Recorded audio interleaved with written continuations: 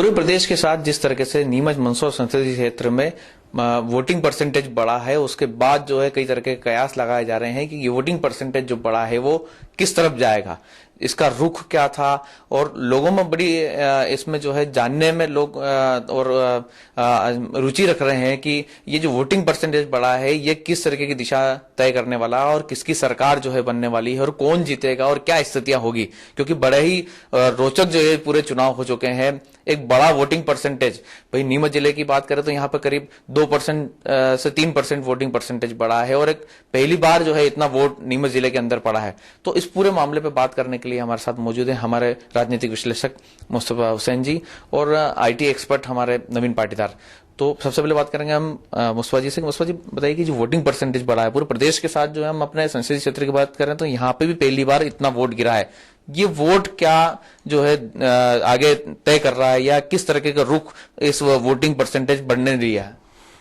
शाम, आपने जो बात कही उसके लिए मैं आप दोनों को भी साधुवाद दूंगा और वॉइस ऑफ एमपी की पूरी टीम को भी साधुवाद दूंगा कि नीमच जिले के अंदर जो 2% वोट बढ़ा है, बम्पर वोटिंग हुआ है, उसमें कहीं ना कहीं मोटिवेशन में वॉइस ऑफ एमपी का भी बड़ा योगदान है। और कल जो सेल्फी अभियान जो वॉइस ऑफ एमपी की टीम ने चलाया और हजारों की संख्या में जो सेल्फी आपको भेजी गई, आपने उसको प्रमुखता से चलाया, तो लोगों में एक होड़ सी दिख रही थी वोट डाल के सेल्फी लेके वॉइस ऑफ एमपी को भेजने की। इस पूरे मामले में नवीन पाटीदार ज्यादा बताएंगे कि कितनी सेल्फियां भेजी गई, कितनी प्रकाशित हुई, लेकिन कहीं ना कहीं इस महायज्ञ के अंदर एक बड़ी भूमिका आप लोगों की भी है जिससे लोगों को प्रेरणा मिली, बड़ा वोट गिरा। दूसरी खास बात में मैं आऊंगा कि इस पूरा ये चुनाव कैंपेन खत्म हो गया और पिछले 1 महीने 4 दिन से हम और आप इस पूरे चुनावी अभियान में लगे थे। हम सब लोग बड़े पैमाने पे गांव में गए, लोगों से मिले, बातचीत करी, वो कई तरह की चीजें निकल के आई जिसमें कुछ चीजें काम आने, इस पे मैं बात करना चाहूंगा। पहली चीज ये रही कि इस पूरे चुनाव के अंदर 2 खास बात थी। ग्रामीण क्षेत्र के अंदर किसानों का मुद्दा दिखा, फसलों का मुद्दा दिखा। शहरी क्षेत्र के अंदर जो है वो मंदी की मार का मुद्दा दिखा। दूसरी खास बात है कि कल जो वोटिंग का ट्रेंड हम लोगों ने देखा वो ये था कि रूरल और शहरी क्षेत्र 2 हिस्सों में बटा हुआ था। ग्रामीण क्षेत्र के अंदर बम्पर वोटिंग चल रहा था। शहरी क्षेत्र की बात करें तो जो दलित अल्पसंख्यक पोलिंग है, जो मूलचंद मार्ग के इलाके हैं, वहां बम्पर पोलिंग चल रहा था। तीसरी बात यह है कि महिलाओं का वोटिंग बहुत ज्यादा हुआ। कहीं कहीं पोलिंगों पे महिलाओं का परसेंटेज पुरुषों से ज्यादा था। और एक और खास बात है कि जो नया मतदाता था, जो हर विधानसभा क्षेत्र में 8 से 10,000 नए वोटर्स थे, उन लोगों ने भी जमकर वोटिंग की। जो बच्चे पूना है, बेंगलोर है, इंदौर है, भोपाल है, वहां से नीमच आए और उन्होंने वोटिंग करी। तो कुल मिला के एक जो सीन क्रिएट हो रहा है वो ये है कि बम्पर वोटिंग का। अब बम्पर वोटिंग की जहां तक बात है, जब कांग्रेस की सरकारें हुआ करती थी और जब कभी बम्पर वोटिंग होता था तो उसको ये माना जाता था कि इस वोटिंग में बीजेपी प्लस है। लेकिन इस समय सरकार जो है वो बीजेपी की है और वोटिंग बम्पर हुआ। भारतीय जनता पार्टी इसको इस रूप में ले रही है कि ये वोट जो बढ़ावा वोट है, जो पूरी पुरानी जो एक किंवदंती चली आ रही है कि वोट परसेंटेज बढ़ता है तो बीजेपी को फायदा होता है। लेकिन इसके अंदर एक थोड़ा सा मुझे जो लगता है कि कहीं गुस्से का वोट भी हो सकता है। कई लोगों ने बदलाव को लेके भी वोट किया है। जैसा कि हम कल दिन भर लोगों से बात कर रहे थे, जो नए लोग मतदाता आए, जो महिला आई, उनके अपने अपने कारण हैं। एक चीज और जमीन पे मैं देख रहा हूं कि सन 2000 के बाद हिंदुत्व के आश्रय जो दलित वोट है वो भारतीय जनता पार्टी में चला गया था। लेकिन कोरेगांव भीमा की घटना और बाबा साहब को लेके टिप्पणियां, आरक्षण को लेके बीजेपी की टिप्पणियों को लेके मैं पिछले 1 साल से ये महसूस कर रहा था कि जो दलित वोट बैंक है वो अपने मूल दलों में जा रहा है।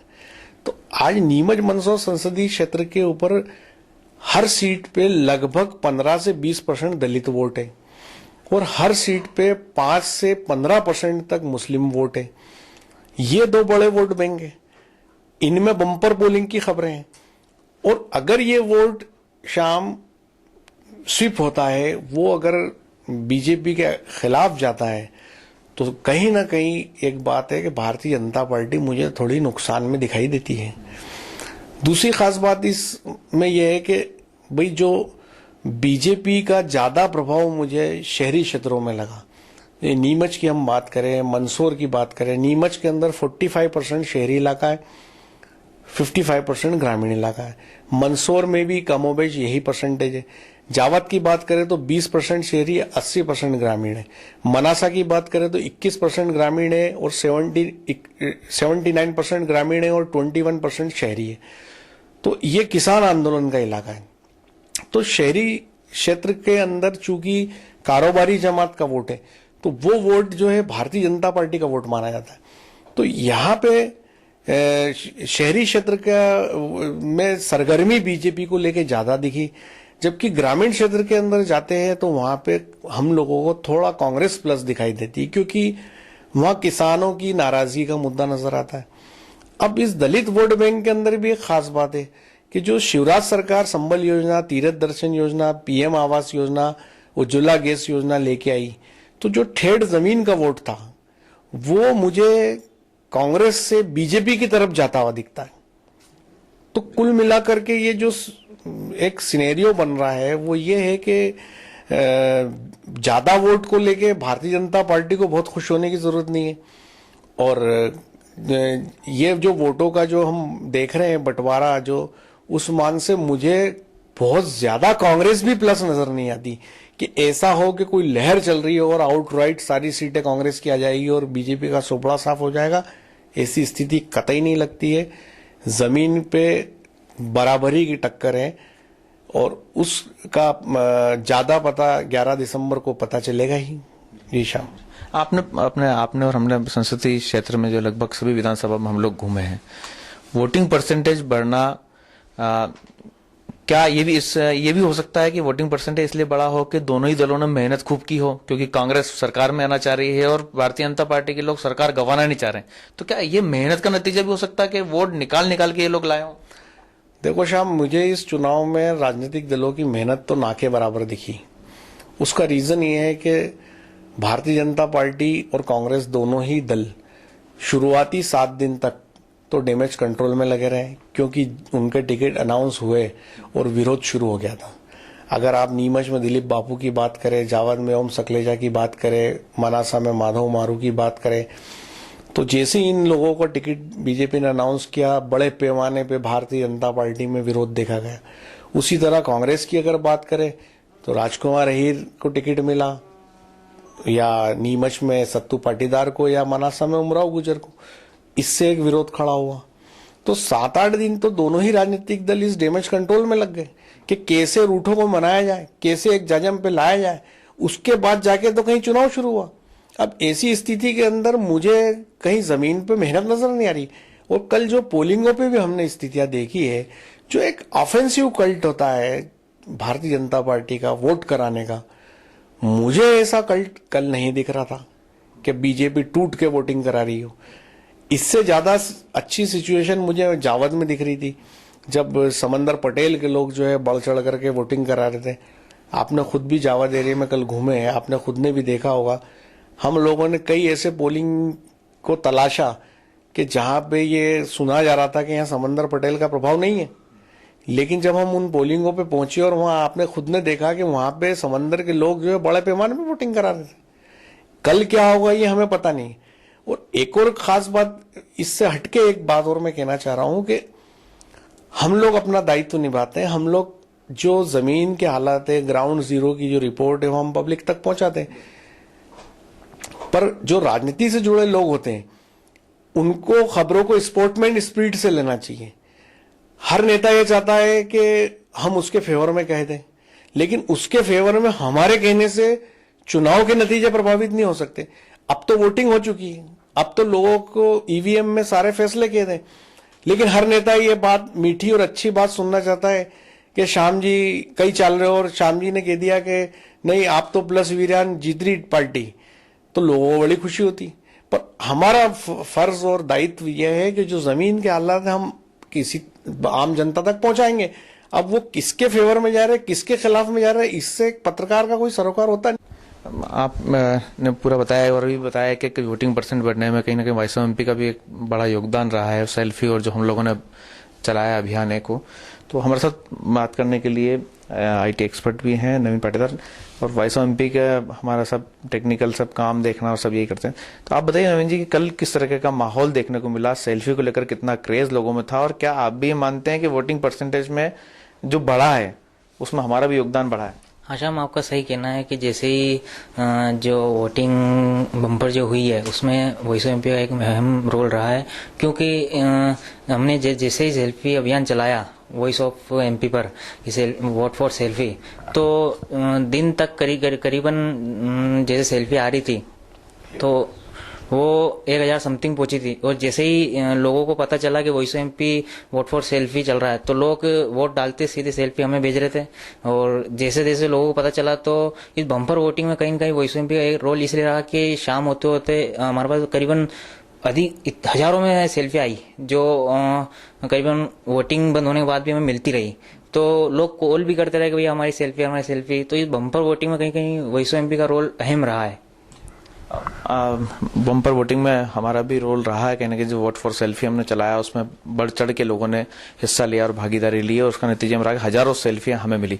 हमारे साथ हमारे सहयोगी कैमरामैन दीपक खताबिया भी हैं, और वे शहर की जो गरीब बस्ती है उस इलाके में ये रहते हैं। तो इनसे भी जानेंगे कि जो उस इलाके में जो बम्पर वोटिंग हुई है तो वो बम्पर वोटिंग क्या बताती है, क्या जताती है, और जो एक दलित वर्ग है, वे भी एक दलित वर्ग से ही आते हैं, लेकिन दलित वर्ग जो उनका मन मूड किस ओर गया है और क्यों? दीपक जी बताइए कि क्या है, जो गरीब इलाकों में क्या स्थिति थी और बम्पर वोटिंग क्या इंडिकेट कर रही है?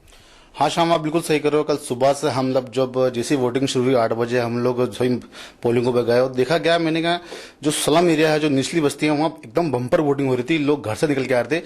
कहीं ना कहीं शिवराज की जो महत्वपूर्ण योजनाएं थी, त्रिदर्शन योजना, स्लम और जो कहीं उजाला योजना, और कहीं ना कहीं जो प्रधानमंत्री की जो 2.5 लाख की जो योजना थी मकान बनाने की, ऐसी कई कल्याणकारी योजनाएं थी जो लोगों को और महिलाओं को, निश्चित तौर पर गरीब लोगों को बोली निकल आ रही थी। और वो एक ही बात कह रहे थे, कहीं ना कहीं शिवराज की योजना बड़ा फैक्टर लगती है इस वोटिंग के अंदर। तो जैसे दीपक ने बताया कि भाई जो स्लम एरिया और सारी जो चीजें हैं उस इलाके में जो है बम्पर वोटिंग जो है वो कहीं ना कहीं शिवराज सिंह चौहान की जो विभिन्न योजनाएं हैं, संबल योजना सारी, उसका नतीजा था कि लोग बाहर निकल के आए। और वो जो एक दलित वर्ग था जो कहीं ना कहीं मूल कांग्रेस का वोट बैंक माना जाता है, वो इस बार खसक के कहीं ना कहीं शिवराज सिंह की तरफ मुंह करता नजर आ रहा है। अब वापस हम अपने राजनीतिक विश्लेषक श्री मुस्तफा जी के पास आएंगे, उनसे जानेंगे कि मुस्तफा जी, ये जो एक SC/ST एक्ट और जो था जिसको लेकर के जब संशोधन और सारी चीजें बात आई तो उसके बाद एक बड़ा विरोध भी यहाँ हमारे इलाके में देखने को मिला। एक सामान्य वर्ग जो है वो खिलाफ भी हुआ। हमने गांव के भी कल खबर करी, आकली में उन्होंने नोटा पे वोट किया पूरे गांव ने लगभग। तो क्या आपको लगता है कि ये इस SC/ST एक्ट के बाद जो जिस तरह के हालात बने हैं वो भी एक इफेक्ट रहेगा और कहीं ना कहीं नुकसान देगा वो पार्टियों में? चुनाव के पहले शाम, अगर 1 महीने पहले अगर हम देखें तो नीमच जिले से ही SC/ST बिल का भारी विरोध शुरू हुआ था। लोगों ने बैनर झंडे टांगे थे, गांव में प्रवेश की मनाही की थी। लेकिन जब चुनाव स्टार्ट हुए तो इसका जमीन पे ना के बराबर असर मुझे दिखा। गांव में कुछ ऐसे हालात बहुत ज्यादा बिगड़े हुए मुझे नहीं लगे कि नोटा को लेके लोगों में एक भारी जोश हो, उत्साह हो, नोटा पे दबाएंगे। शुरुआती दौर में थोड़ा लग रहा था जब कैंडिडेट्स का हल्का फुल्का विरोध हुआ, बाद में डैमेज कंट्रोल हो गया, लोग चुनाव में लग गए, ST/ST को भूल गए। तो ऐसी कोई खास बात मुझे ST/ST बिल को विरोध की नहीं लगी। पर हाँ, इस चुनाव के अंदर मैंने देखा है जातिवाद पूरी तरह हावी रहा। नीमच में मैंने देखा पाटीदार पूरी तरह लामबंद थे। मनासा में हमने देखा कि कहीं ना कहीं गुर्जर, धनगर, गायरी लामबंद हुए। और जावद में हमने साफ तौर पे देखा कि धाकड़ समाज के जो लोग थे वो पूरी तरह समंदर के साथ लामबंद हुए। और सीतामऊ स्वास्थ्य जब हम गए तो वहां हमने निर्दलीय प्रत्याशी ओम सिंह भाटी के साथ बड़े पैमाने पर जो है राजपूत वोटों को लामबंद होते देखा। तो इस चुनाव के अंदर एक खास बात ये निकल के आई कि जातिगत तौर के ऊपर जो उम्मीदवार दिए गए थे उनके साथ उनकी जातियां पीछे खड़ी हुई नजर आई। तो कहीं ना कहीं उनके अंदर ये था कि हमारी जो कैंडिडेट है, हमारे समाज का व्यक्ति, उसको हमें जिताना है, उसको आगे लाना है। रही बात ये कल वोटिंग के बाद से लेके पूरे क्षेत्र के अंदर हम सब लोगों को लोग फोन करते हैं और ये जानना चाहते हैं कि भाई ओवरऑल परिणाम क्या रहा, क्योंकि 11 दिसंबर अभी दूर है। सबको ये लगता है कि उसके पहले कोई ईवीएम मशीन खोल के आपको बता दें कि कितने वोट गिरे और कौन जीता और कौन हारा। रही बात, हर आदमी अपने फेवर की सोचता है। बीजेपी ढंग से, कांग्रेस के ढंग से, दोनों दल एक दूसरे को बधाइयां दे रहे। लेकिन सार के अंदर मैं आपको बताना चाहूंगा कि पूरे चुनाव का जो सीन बना है वो ये बना है कि जमीन के ऊपर ज्यादा खतरे में मुझे भारतीय जनता पार्टी लगती है। दूसरी बात यह है कि थोड़ी प्लस मुझे कांग्रेस लगती है। अब इस दौरान अगर बहुत बड़ा वोट अगर स्वीप होता है दलितों का, अल्पसंख्यकों का और विभिन्न जातियों का, तो बीजेपी को खतरा हो सकता है। और अगर मान लो कि शिवराज की योजनाओं के कारण कुछ वोट बीजेपी की तरफ डाइवर्ट होता है, शहरी कारोबारी जमात का वोट नहीं टूटता है, तो बीजेपी अपनी स्थिति बनाए रख सकती है। लेकिन फिर भी मैं शॉर्ट एंड स्वीट में ये कहूंगा कि दोनों ही दल मुझे जमीन पे नेक टू नेक दिखते हैं। कोई भी मुझ पे नींबू ठहरा के ये नहीं कह सकता कि उसका पलड़ा भारी है या वो चुनाव कहीं ना कहीं संघर्ष है जमीन पे। और जिस दिन चुनावी नतीजे आएंगे वो मुझे लगता है चौंकाने वाले होंगे। 2-4 हजार के अंतर से लोगों की हार जीत हुई होगी। अब मंदसौर की बात करें तो वहां 45% शहरी क्षेत्र से 55 ग्रामीण है। इस बार कोई आयशा भी चुनाव मैदान में जगह मिली जुली गणित है, पर जमीन पे काटा जोड़ लड़ाई है। जैसा हम शुरू से कहते आ रहे थे, वोटर खामोश है और परिणाम जो आएंगे वो चौंकाने वाले होंगे। मुझे नहीं लगता कि बहुत ज्यादा कांग्रेस के फेवर में जाए और बहुत ज्यादा बीजेपी के फेवर में जाए। और फिर सबसे खास बात है कि कांग्रेस के पास इस समय 58 सीट है। उसको सरकार बनाने के लिए इतनी ही सीट मतलब 50% की ग्रोथ चाहिए। तो जमीन पे एकदम हालात बदलते हुए नहीं है कि पूरे 50% की ग्रोथ अचानक हो जाए। अंडर करंट अगर कोई है तो बात अलग है, जिसका पता अभी तक किसी को भी नहीं चला है। जी श्याम। एक और खास बात है कि हमारा किसानी इलाका है, पूरा क्षेत्र माना जाता है। किसान आंदोलन की आपने बात करी कि उससे प्रभावित हमारा इलाका रहा। तो किसानों के लिए जो राहुल गांधी एक बात कह गए थे कि हमारी सरकार आएगी, हम 10 दिन में 2 लाख तक का कर्जा माफ करेंगे, क्या उसका असर किसानों के अंदर दिल दिमाग में कहीं ना कहीं और उसको सोच करके वोटिंग हुई है? शाम, बहुत सटीक बात आपने बोली है, बहुत ही जेन्युइन बात बोली है कि ये 2 लाख का जो कर्जा माफ, ये हमें गांव गांव के अंदर ये इशू दिखा है। और हो सकता है कि ये कर्जा माफ 10 दिन में ये वाला मुद्दा कांग्रेस को जमीन पे प्लस कर दे, ये बड़ी बात है।